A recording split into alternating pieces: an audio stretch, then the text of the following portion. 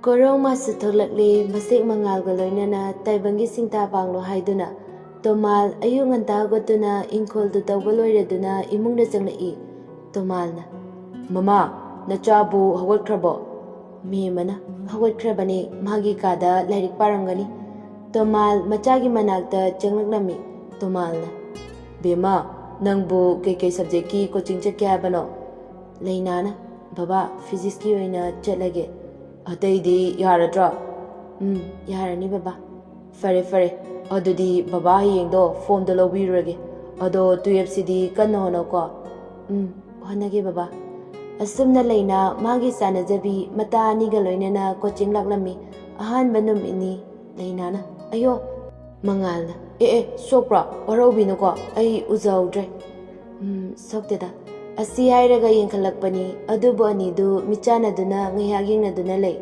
premna mangalda kawri bai anidu gyalai Rainana sokra Lainana soktiye asi haidana nupi ahumdusu class ta changkhre mangasu magi maruptuga changlai class tu loireduna satrisingdu thoklai nupi ahumdusu thoklai mangalna amukta ngaibikoba jesina kei leirage ngosaigido Warouduna ko ai tasengna uhowdabane Lainana adugi oiradi ai waroba kaisi leijade soibasibu tamba ngambrane yamna nungaijare ado mingbu kai kauge friend oina tinase yaye aigina Laina magina Jesi aduga magina Raina aigina Mangal aduga magina Prem adudi ekhoi mu chelokiye ko asi hairaga nupi ahumdo chatba hawi Premna bai nangbu number laho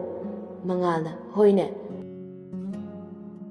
asi hairaga nupisingdugi matunginara'i Mangalna Lainana kei haige number da amukta piramuba yagadra sum icham chamna friend khallaga haibane keisu kaidida asi hairaga magi number do piraklami Laina nushiba karino masak khanglaktri adubu ngasi Mangalbu urubada magi thamoida karino khangdaba ihul ama faraki ihul asibu thamoibu ngawhaliba nungsiba haibadugi ihul oiradra asumna matangi khongchana asum hokibana Laina Mangalga pau faunabadagi anidu tasena nungsinaba haibado oire nongmagi anidugi nungsi maridi chesilai adubu karibu tholagaba nongdamba nangi kumaise kananasu khangba ngamde nongma Mangalgi kolda number khangdaba ama call tarai Mangalna hello Susmana hello bye kana oibirabano Thoibi natra najade number se onaramdau male check amukta twbiyu ba ado somgi mingdi kei kauge Mangal kawe nangidi aigidi Susma kawe ada friend oina lainase yabra yaye angakpani nupa noigi thamoi isingna habluba patragi matungina machu onbagum nupagi thamoisu machu onbra Mangal Susmaga paufongna-badagi Lainagi wakhal kaukre Lainada call tauraktre Lainana taubasu pairaktre adubu Laina tattana hanjin tauduna hanjin taubada Mangal call du pairai Lainana hello dada Mangal kaigino kon hanjin taraisiba pairaktre khangade kaino dada nangna hairiduba aina hairise nang gyan tadra dada nang kaidaurage nang engonda amugana pawhorakana aigi wakhal kaukro aisu nang kaukrage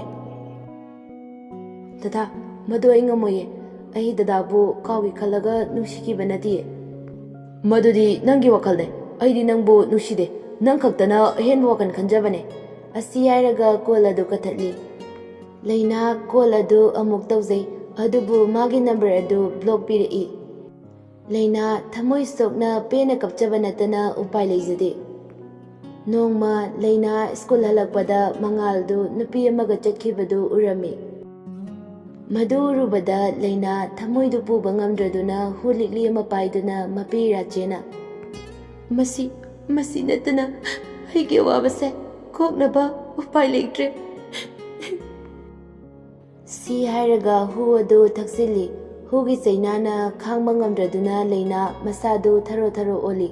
Makhongna leiramba pot kaurami. Makholdu tabada mema imungda changlai. Machagi mataudu ubada laurai. Bema! Asumna leina hospital da pukatuna oti da pusinkre. Somdana Susmadu atopa nupa khangnarammadagi khatnaduna Mangalga pau faunadre. Mangal mana lainada tawkhibasingdu khaluraga ningamakdre. Lainada call tawbasu ngamdre magi maralduna. Tanjaduda Jesigi call laklami. Jesina Mangalda lainagi wari pumba lirami. Madu tabada Mangal angawbugum tawkhre. Lainabu pukhali haiba hospital da laklami.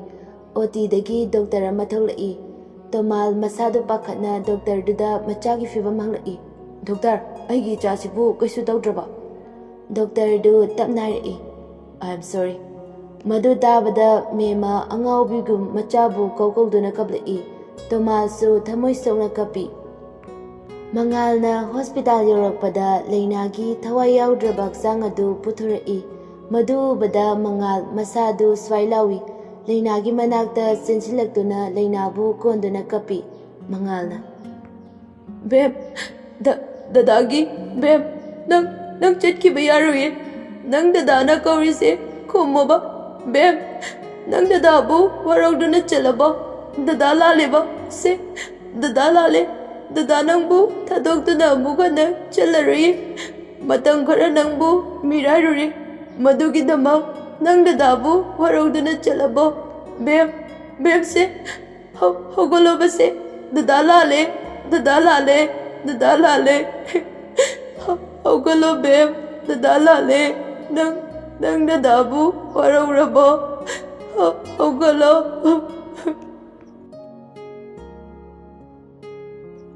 Aigini haiduna tamnamlaba senglaba manibu miraiduna akaiba likli machetpu manini khanna pairuba ngasidi likli duna yuraduna ngasidi aigi thamoi machet tare.